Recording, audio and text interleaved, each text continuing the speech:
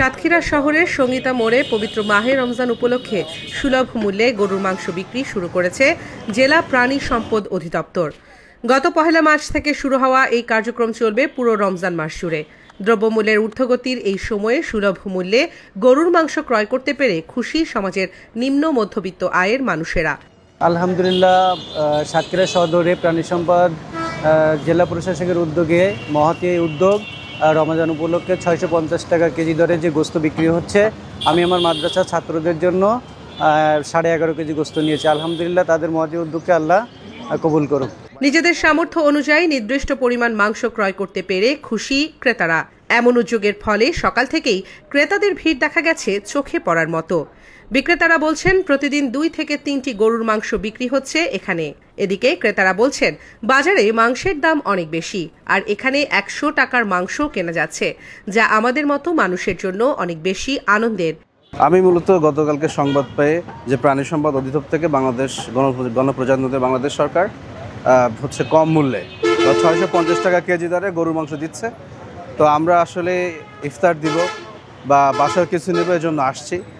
তবে যতটুকু জানতে পেরেছি, এখানে এসে গরুটা সুস্থ, যেহেতু প্রাণী সম্পদ অধিদপ্তর আর আওতাভুক্ত এটার প্রকল্প, এই জন্য আমার মনে হচ্ছে যে এখান থেকে নেওয়াটা নিরাপদ হবে। যে না, এখানে ৬৫০ টাকা দরে গোস্ত বিক্রি করা হচ্ছে। আমাদের এখানে বহু গরিব মানুষ আসতেছে, ৫০, ১০০ যে যেরকম পাচ্ছে সে সেরকম এখান থেকে নিচ্ছে। আমরা সেইভাবে সবাইকে গোস্ত দিচ্ছি।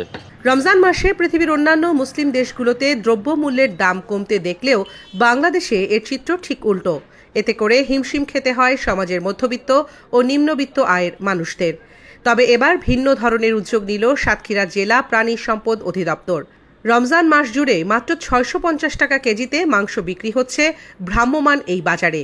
এখানে সবচেয়ে বড় আকর্ষণ হলো মাত্র ১০০ টাকায়ও যে কেউ মাংস কেনার সুযোগ থাকছে। জেলা প্রাণী সম্পদ দপ্তরের পক্ষ থেকে পবিত্র মাহে রমজান উপলক্ষে সুলভ মূল্যে গরুর গোশ, দুধ, ডিম এবং গরুর মাংস বিক্রি হচ্ছে। এবং একজন গরিব মিসকিন বা ফকির যদি ইচ্ছা করে সে ১০০ টাকারও মাংস নিতে পারবে।